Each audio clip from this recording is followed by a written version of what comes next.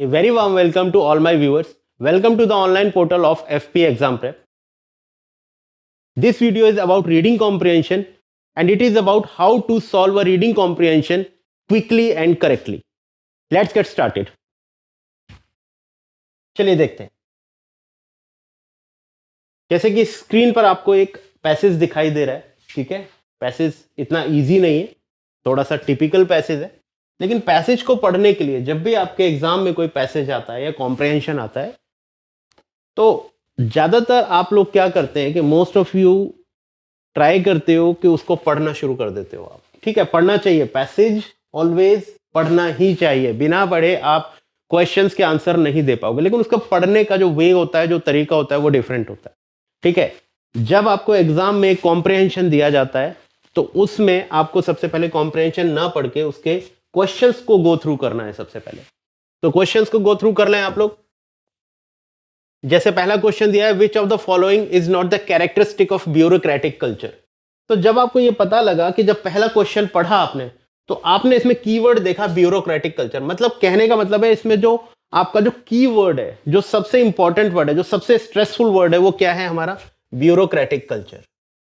सो आपको ध्यान रखना है कि पैसेज में ब्यूरोक्रेटिक कल्चर कहां पर बात की गई है, वहां पर आप फोकस रखेंगे.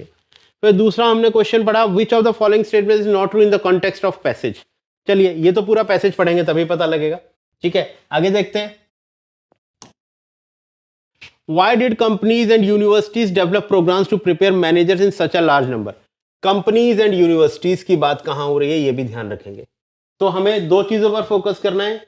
एक आपका क्या है, ब्यूरोक्रेटिक कल्चर्स पर.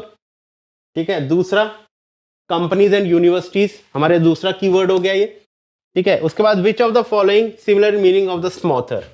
स्मॉथर वर्ड का अगर आपको मीनिंग आता है तब तो इसका आंसर आपको यही मिल जाएगा. नहीं, अगर स्मॉथर वर्ड का मीनिंग आता है तो मैं आपको तरीका बताऊंगा. ठीक है, आगे देखते हैं. What according to the author is leadership. अब ये according to the author is leadership, ये आपको पैसेज को पढ़कर ही पता लगेगा.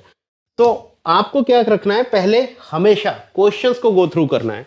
उससे क्या होता है, जब हम पैसेज पढ़ते हैं तो हमें पता होता है कि हमें कहां पर ज्यादा फोकस डालना है. अब आ जाइए इधर पर, पैसेज पढ़ते हैं इसको. अभी कह रहा है, management is a set of processes that can keep a complicated system of people and technology running smoothly. The most important aspects of management include planning, budgeting, organising, staffing, controlling and problem solving. तो सबसे पहले उसने क्या बोला है, उसने सबसे पहले मैनेजमेंट के बारे में बात की है कि मैनेजमेंट क्या चीज है.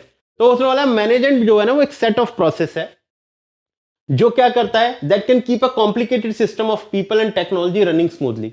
मतलब कॉम्प्लिकेटेड का मतलब है जो टफ होता है. कॉम्प्लिकेटेड सिस्टम किसका? पीपल का और टेक्नोलॉजी का, दोनों का जो कॉम्प्लिकेटेड सिस्टम है, ताकि वो स्मूथली चल सके. ये वो मैनेजमेंट की डेफिनेशन होती है, वो एक सेट ऑफ प्रोसेस होता है. कह रहा है the most important aspect of management include, जो मैनेजमेंट का सबसे मोस्ट इंपॉर्टेंट एस्पेक्ट है वो उसमें क्या इंक्लूड होता है? Planning, budgeting, organising, staffing, controlling and problem solving. यही मैनेजमेंट का काम होता है. तो यहां पर इतनी बात समझ में आई आपको कि मैनेजमेंट क्या है और उसके अंदर क्या क्या इंक्लूड होता है, ये इतनी बात ध्यान रखेंगे. उसके बाद कहता है कि leadership is a set of processes that creates organisations in the first place और adapts them to significantly changing circumstances. अब इसने क्या किया है, मैनेजमेंट को लीडरशिप से कंपेयर किया है. मतलब कंपेयर नहीं किया है तो, लेकिन मैनेजमेंट की बात अलग करी है और लीडरशिप की अलग बात करी है. तो कह रहा है जो लीडरशिप है वो भी एक सेट ऑफ प्रोसेस है जो क्रिएट करती है ऑर्गेनाइजेशंस को फर्स्ट प्लेस पर और उनको यूज्ड टू करती है. अडेप्ट करने का मतलब होता है यूज टू करती है them to significantly changing circumstances. मतलब जो अचानक जो उन चीजों में सर्कमस्टांसेस में बदलाव होते हैं उसके लिए उनको क्या करती है, यूज्ड टू करती है, ताकि उससे उन्हें कोई परेशानी ना हो. आगे इसने फिर बताया है कि leadership defines what the future should look like. Leadership ये डिफाइन करती है कि फ्यूचर आपका कैसा होना चाहिए. ठीक है, aligns people with that vision. फिर उस फ्यूचर से उन लोगों को क्या करती है, अलाइन करती है, उन सपने से जोड़ती है. And inspires them to make it happen. और उनको इंस्पायर करती है कि वो जो सपना उसने क्रिएट किया है वो पूरा हो. ठीक है, डेस्पाइट द ऑब्स्टेकल्स, चाहे उसके आगे कितने भी रोड़े आए, कितने भी प्रॉब्लम्स आए, कितने भी परेशानियां आए, उसको पूरा करना है. That is called leadership. ठीक है, अब देखो इसने लीडरशिप के बारे में भी यहां तक हमें बता दिया. दिस डिस्टिंक्शन, अब हो रहा है, this distinction is absolutely crucial for our purposes here. जो भी हमारा यहाँ पर्पसेस है उसमें ये जो डिस्टिंक्शन की गई है वो बहुत क्रूशियल है, बहुत इंपॉर्टेंट है। अब कहता है कि successful transformation is 70 to 90% leadership. वो कह रहा है कि जो ट्रांसफॉर्मेशन होती है, जो सक्सेसफुल ट्रांसफॉर्मेशन होती है, वो 70 से 90% लीडरशिप की होती है एंड ओनली 10 to 30% मैनेजमेंट। और उसमें जो कुछ जो बचती है वो सिर्फ 10 से 30% ही मैनेजमेंट होती है। ठीक है, तो येट फॉर हिस्टोरिकल रीजंस, कह रहा है फिर भी कुछ ऐतिहासिक कारणों की वजह से many organisations today don't have much leadership. अब क्या है, बहुत सारी ऑर्गेनाइजेशंस में लीडरशिप नहीं है and almost everyone thinks about the problem here as one of the meaning change. ठीक है, अब वो कह रहा है कि and almost everyone thinks about, हर कोई किसके बारे में सोचता है कि यहां पर कोई मीनिंग चेंज कर दिया गया। For most of this century, कह रहा है ज्यादातर इस सेंचुरी में, as we created thousands of law organisation, क्योंकि हम क्या कर रहे हैं कि हजारों क्या है ऑर्गेनाइजेशंस क्रिएट करते जा रहे हैं, ऑर्गेनाइजेशंस क्रिएट करते जा रहे हैं for the first time in human history. कह रहा है पूरे मानव इतिहास में ये पहली बार हुआ है। We did not have enough good managers to keep all those bureaucracies functioning. अब ये कह रहा है कि जितनी भी ब्यूरोक्रेसीज हैं, इसको फंक्शन करने के लिए हमारे पास इतने ज्यादा मैनेजर्स नहीं है। अब देखो पहली बार ब्यूरोक्रेसीज का नाम आया है यहां पर, जो पहले क्वेश्चन में था हमारा ब्यूरोक्रेटिक कल्चर, तो ब्यूरोक्रेसीज का पहली बार में नाम आया। हालांकि आप लोग ब्यूरोक्रेसीज को जानते होंगे कि जहां पर आईएएस पीसीएस ये होते हैं, इनकी जो सरकार होती है उसको ब्यूरोक्रेसी कहते हैं। ऐसे ही हर ऑर्गेनाइजेशन में भी ब्यूरोक्रेसी होती है, जिनके पास पावर होती है उसको चलाने की। जो आपके डायरेक्टर्स होते हैं, जो होते हैं वो लोग, ब्यूरोक्रेसी की यहां पर बात हो रही है कंपनीज में। ठीक है, सो many companies and universities develop, देखो अभी आ गया कंपनीज एंड यूनिवर्सिटीज, और यहां पर हमने पीछे क्वेश्चन में कंपनीज और यूनिवर्सिटीज का नाम आया था, पढ़ा था। So many companies and universities develop management programmes. तो इसलिए क्या करते हैं कि बहुत सारी कंपनीज और बहुत सारी यूनिवर्सिटीज क्या करती हैं, ये मैनेजमेंट प्रोग्राम को डेवलप करती हैं। ठीक है, and hundreds and thousands people were encourage to learn management on the job. और हजारों और कई हजारों लोगों को क्या किया जाता है, एनकरेज किया जाता है कि वो जॉब के लिए मैनेजमेंट को लर्न करें।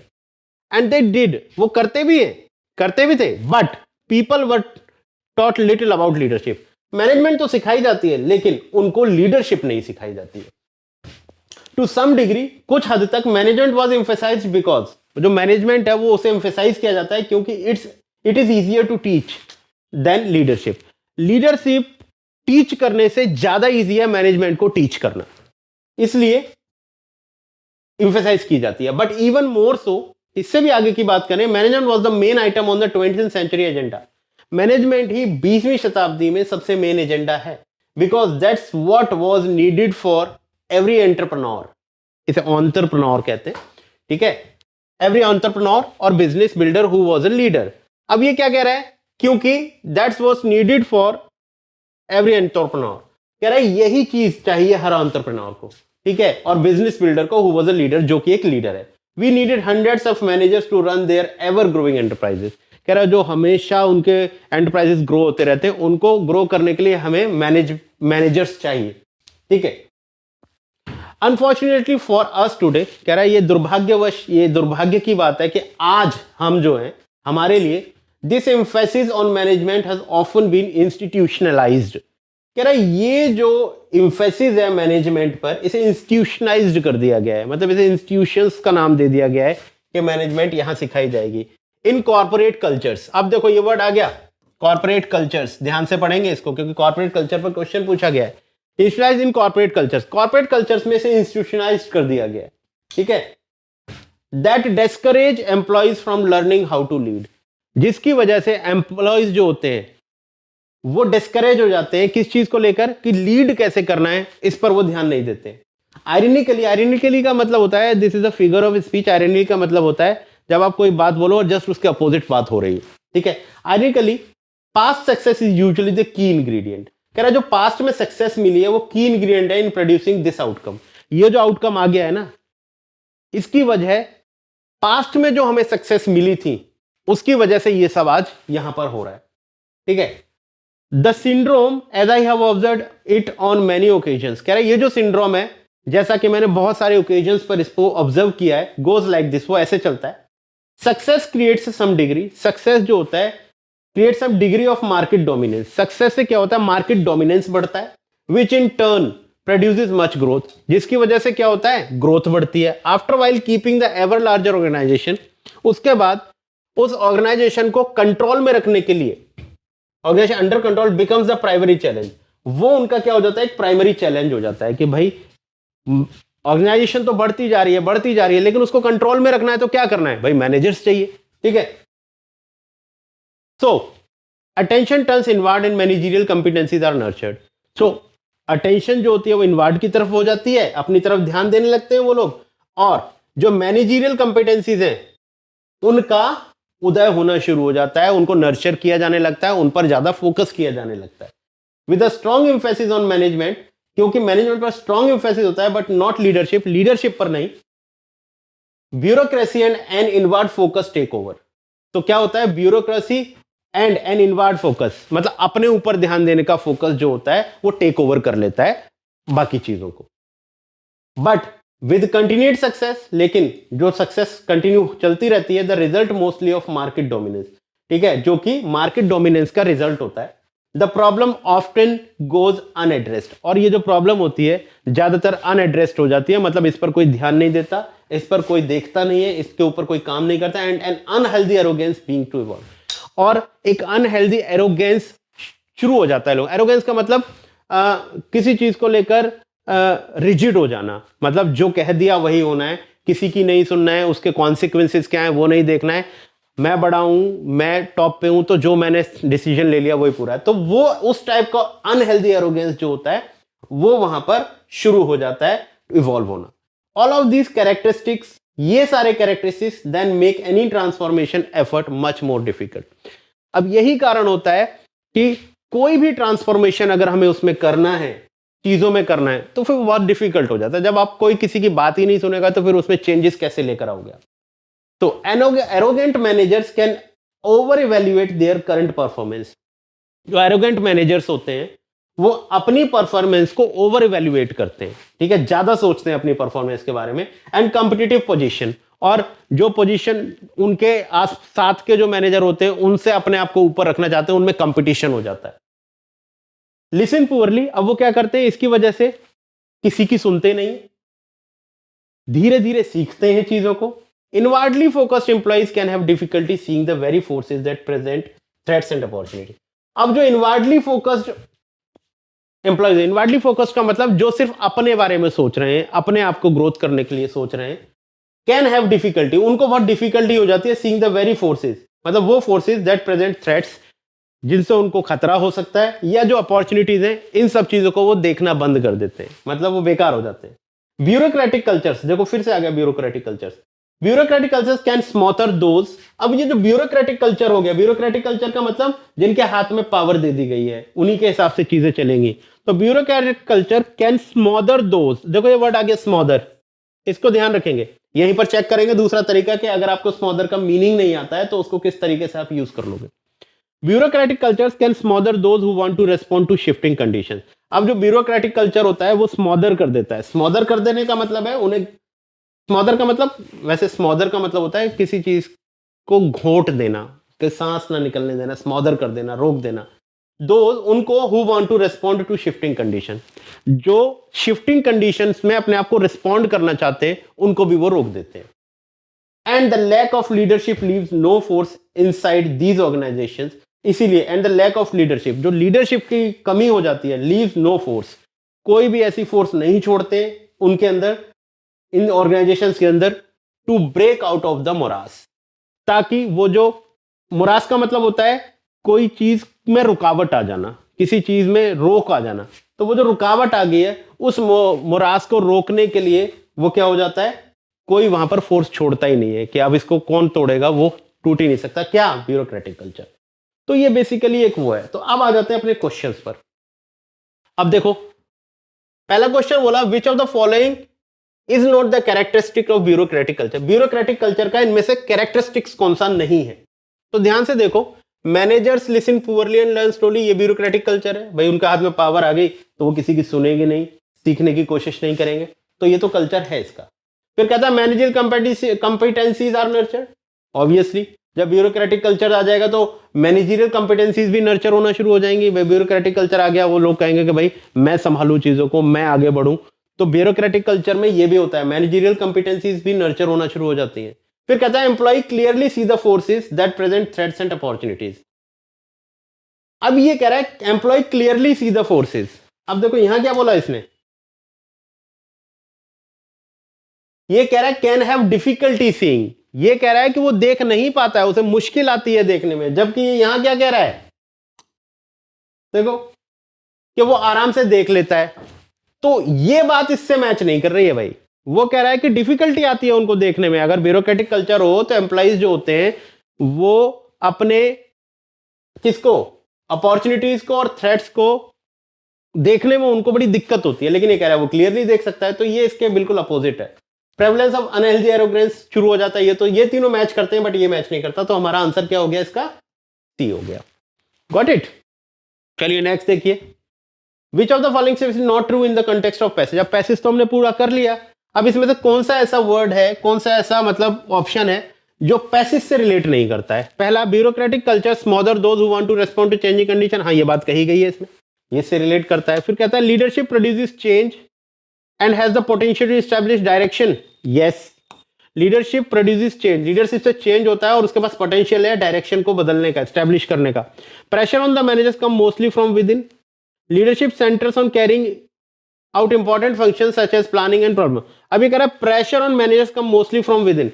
जो मैनेजर्स पर प्रेशर आता है वो ज्यादातर उसके अंदर से ही आता है। मतलब कोई इन पर प्रेशर डाल थोड़ी रहा है, उनको लगता है कि हमें इनसे आगे चलना चाहिए, हमारे पास पावर होनी चाहिए, तो वो उनके अंदर से ही इनवार्डली आता है उनके साथ। तो ये भी इससे रिलेट की गई है। लेकिन ये कह रहा है लीडरशिप सेंटर्स, जो लीडरशिप होती है वो किस पर फोकस करती है, on carrying out important functions such as planning and problem solving. नहीं, ये काम किसका है, मैनेजमेंट का। तो यहां पर लीडरशिप का काम नहीं है, जो काम मैनेजमेंट का वो लीडरशिप को दे रखा है। तो ये वाली बात जो है ना, फोकस नहीं करती इस पर, ये इसके किस में नहीं है, इसके कॉन्टेक्स्ट में नहीं है। तो आपको ये ध्यान रखना है कि ये जो वाली बात है यही इसका आंसर होगा। This one is the answer. चलिए नेक्स्ट पे देखते हैं।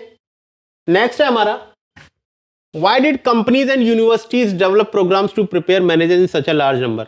आई थी ना ये बात कि कंपनीज और यूनिवर्सिटीज जो होती हैं क्यों मैनेजमेंट के प्रोग्राम्स चला रही होती हैं। तो सीधी सी बात है, companies and university wanted to generate funds through this. नहीं भाई, इनका काम थोड़ी है कंपनी का फंड जनरेट करने का। ठीक है, the large number of organisation were created and they needed managers. ये बात सही है। अब जितनी ज्यादा ऑर्गेनाइजेशंस बनाते चले जाओगे उतने ज्यादा मैनेजर्स की जरूरत पड़ेगी। अब ज्यादातर मैनेजर्स की जरूरत पड़ेगी तो भैया इंस्टीट्यूशंस बनाए जाएंगे, कंपनीज बनाई जाएंगी, उनके मैनेजमेंट प्रोग्राम्स चलाए जाएंगे। तो यही इसका आंसर होना चाहिए और यही इसका आंसर है। Organisation did not want to spend this scarce resources in training. ये भी नहीं है, ये भी नहीं है, तो यही इसका आंसर हो गया। नेक्स्ट है, which of the following is similar in meaning of the word smother. अब आपके पास अगर आ जाए इस तरीके का वर्ड और आपको इसका मीनिंग नहीं पता है, तो बस आप क्या करें, हर वर्ड को एक बार उस पैसेज में जहां वो वर्ड रखा है उस स्मॉथर की जगह ये वाले वर्ड एक एक बार रख के देखें, तो इसमें से 70 to 80% आपको पता लग जाएगा कि क्या आंसर होना चाहिए। सबसे पहला वर्ड है हमारा, मान लो हम उल्टा चलते हैं, क्रिटिसाइज। हम इसमें रखते हैं क्रिटिसाइज को, तो यहां से पढ़ते हैं, bureaucratic cultures can criticise those who want to respond to shifting conditions. Criticise का कोई सेंस नहीं बन रहा है इसमें। फिर हम रखते हैं instigate. Bureaucratic cultures can instigate those who want to respond to shifting conditions. नहीं भाई, वो इंस्टिगेट भी नहीं करता। फिर वो कह रहा है कि एनकरेज, एनकरेज की तो बात ही नहीं है, ब्यूरोक्रेटिक कल्चर एनकरेज करने की तो बात ही नहीं करता। तो देखो क्या है, सप्रेस। अब इसको बोलोगे तो सही भी लगेगा बोलना, bureaucratic cultures can suppress those. तो यहां पर इसका स्मॉथर का मीनिंग क्या हो गया आपका, सप्रेस। सप्रेस का मतलब होता है किसी को दबाना किसी चीज के लिए। ठीक है, चलिए ये भी हो गया। लास्ट क्वेश्चन देख लेते हैं अपना, what according to the author is leadership. भाई ऑथर के अकॉर्डिंग लीडरशिप क्या है, तो बहुत क्लियरली बताया उसने कि भाई लीडरशिप हमारी क्या होती है। लीडरशिप क्या करती है, किसी के भी दिमाग में एक सपना जगाती है, एक फ्यूचर बताती है, फ्यूचर के साथ उसको क्या करती है, अलाइन करती है, और उस सपने को अचीव करने के लिए उसको प्रेरित करती है, चाहे कितने भी ऑब्स्टेकल्स आ जाए, कुछ भी आ जाए। तो यही बताया था process which keep system of people and technology running smoothly, नहीं ये तो मैनेजमेंट है। प्लानिंग द फ्यूचर, देखो planning the future and budgeting resources of the organisation, नहीं ये भी नहीं है। फ्यूचर तो प्लान करती है लेकिन ये काम नहीं करती है। Inspiring people to realise the vision, this one is the answer. भाई पीपल को क्या करती है, इंस्पायर करती है ताकि वो जो विजन लेके चल रहे हैं उसको रियलाइज कर सके, उसको अचीव कर सके। ठीक है, तो ये हमारे आंसर है। तो इतना टफ नहीं होता है जितना टफ आप समझते हो, लेकिन ध्यान ये रखना है कि पैसेज के पढ़ने से पहले आपको उसके क्वेश्चंस गो थ्रू करने हैं। देन उसके बाद हर क्वेश्चन का कीवर्ड याद रखना है। कीवर्ड जहां भी आता है वहां के पैसेज को बड़े दिमाग से बड़े ध्यान से समझना है। देन उसके बाद जब पूरा पैसेज ढंग से समझ लो, दोबारा क्वेश्चंस पे आना है और उसके सारे ऑप्शंस को ध्यान से पढ़ना है। जो कैंसिल आउट हो सकते हैं उनको हटाते रहो, जो आंसर सही है उसको लगाते रहो। तो this is the way to solve a comprehension. हालांकि कॉम्प्रिहेंशन में कोई भी आपकी ज्यादा हेल्प नहीं कर सकता। कोई भी अगर ये कहे कि मैं आपको कॉम्प्रिहेंशन कैसे सॉल्व होता है मैं उसको 100% आपको समझा दूंगा, दिस इज एब्सोल्युटली अब्सर्ड।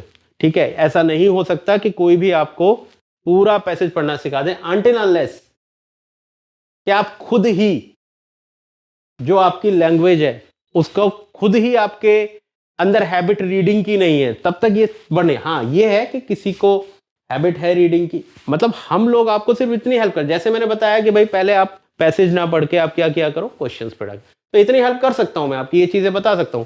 लेकिन जब आप पैसेज पढ़ोगे, ये पैसेज पढ़ोगे, तो यहां पर तो इसको तो समझना आपका ही काम है ना। कोई टीचर आपको स्कूल में आके एग्जामिनेशन सेंटर पे आके समझाएगा नहीं। So this one is your part. इसको कैसे समझना है ये डिपेंड करता है कि आप हाउ ऑफन यू रीड, कितना आपका फ्रीक्वेंसी है, रीड करने की हैबिट कितनी है आपकी। जितना ज्यादा रीड करने की हैबिट होगी, ये जो टॉपिक है ये उतना ही ज्यादा आपका क्लियर हो जाएगा।